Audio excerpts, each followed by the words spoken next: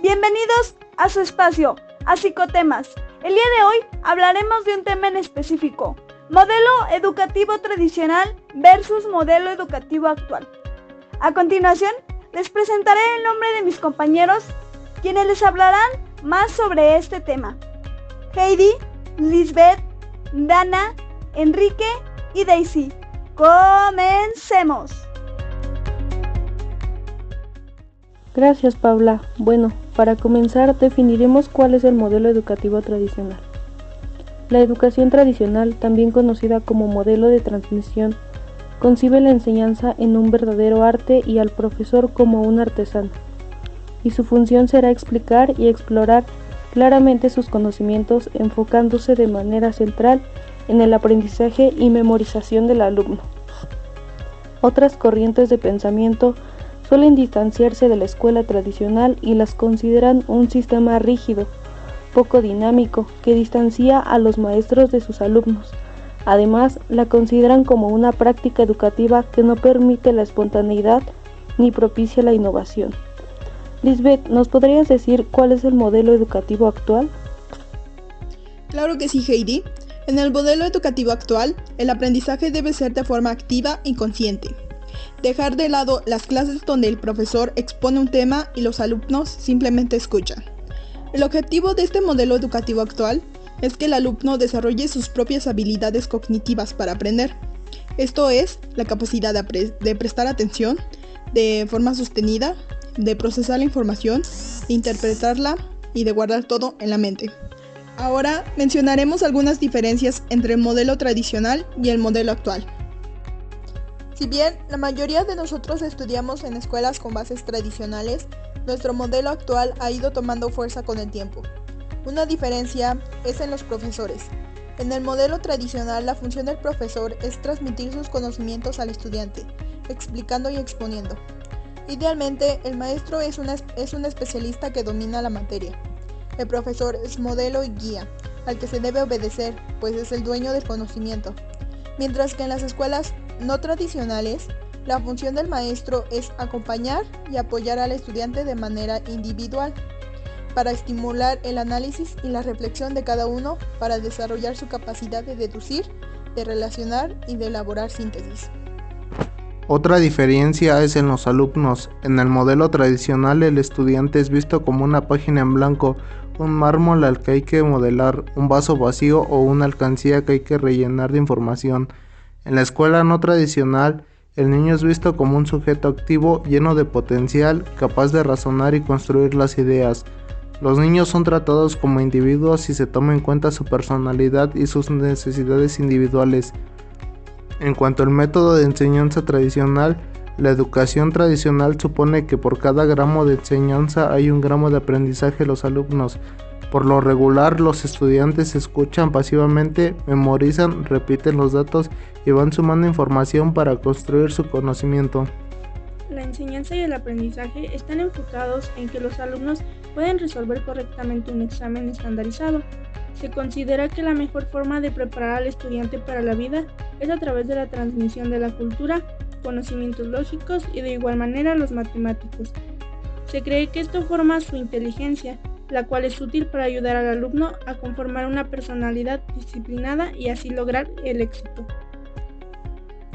En la no tradicional, el aprendizaje no es una actividad pasiva a través de textos y dictados o la memorización mecánica. Los niños aprenden en un entorno de autodescubrimiento y exploración, muchas veces de manera lúdica, favoreciendo una participación activa de los niños con actividades prácticas.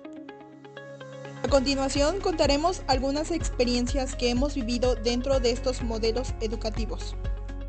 Bueno, pues vamos a hablar de un tema que yo le llamo el tema de los recuerdos, porque nos lleva a eso, a los recuerdos de cómo antes se educaba para lograr, entre comillas, un mayor aprendizaje en los alumnos, aunque eso costara traumas o costara déficit ya en los alumnos de atención por la forma en la que se educaba. Entonces, pues creo que el modelo del 2020 fue un modelo en el que creo que más de uno nos marcó por la enseñanza o por los maestros que nos tocaban, que eran maestros ya viejitos o maestros que se caracterizaban por tener un carácter muy fuerte. Entonces a nosotros los alumnos, bueno, en mi persona tenía un maestro en particular que con su voz incluso nos paralizaba porque tenía una voz muy gruesa. Entonces cuando hablaba era como de, ya no hablé porque nos daba miedo, pero fue maestros que los recuerdas y no porque te hayan educado bueno o una educación buena, sino porque te dejaba ese trauma en el que pues no te podías equivocar porque pues ya te daban el reglazo, o no te podías equivocar porque no sé, te aventaban el GIS o otro instrumento que pues ellos utilizaban para lograr un mayor control, pero pues en sí lograban traumas en los alumnos. Bueno, yo creo que en educación nos falta muchísimo avanzar, tanto a los maestros como a nosotros los alumnos.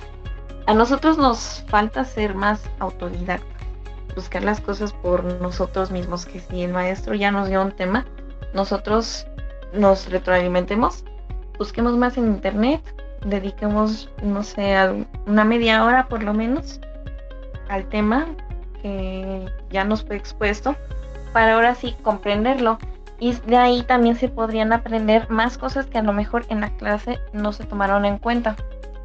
Y pues de los maestros no creo que sea tanto el problema, sino el sistema de educación en México.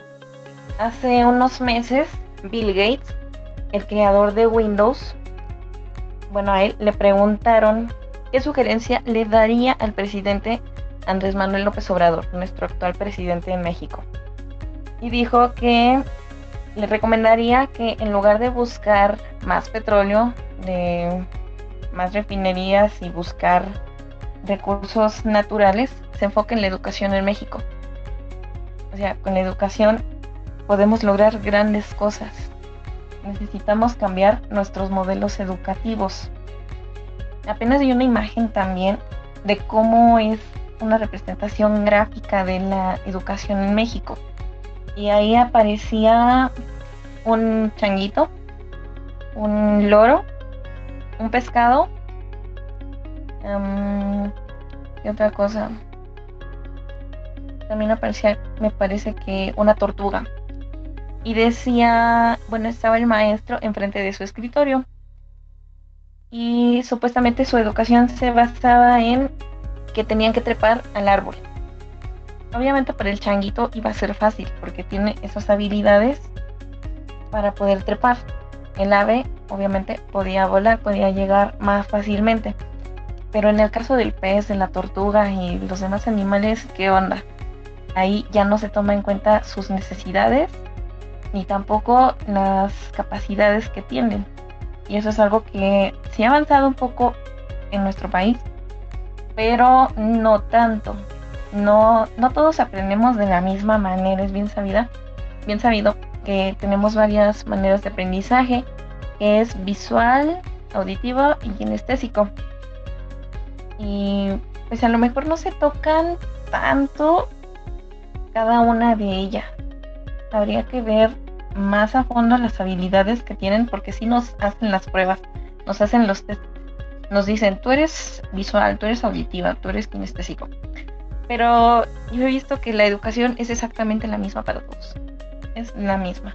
Y pues obviamente así como que no se puede. Como que se toma nada más en cuenta educación especial para personas con discapacidades, como autismo y ese tipo de discapacidades o capacidades especiales. Pero no se toma en cuenta que no todos aprendemos de la misma manera y no solamente para casos especiales como estos niños. Entonces es un tema que se tiene que abordar, tiene que buscar otras maneras de enseñanza. Podríamos tomar de ejemplo a los países primermundistas, Holanda, Filipinas, Estados Unidos. En Estados Unidos son más didácticas las clases y está visto que aprenden más los estudiantes con esas maneras. Porque nosotros nos han dicho, tú nada más vienes aquí a estudiar. ¿Y qué hacían? Lo único que fomentaban era la lectura y supuestamente la comprensión lectora, pero considero que no tenemos muy buena comprensión lectora como se desearía y está en las estadísticas. México tiene un nivel de educación muy bajo, muy deficiente. Es de los últimos lugares en educación en el mundo. Entonces, hay mucho que mejorar, tanto estudiantes como maestros y el sistema educativo en el país. Hemos llegado al final de este podcast. Espero y lo hayas disfrutado tanto como nosotros. Gracias por escucharnos. Este es tu espacio. Nos vemos en la próxima.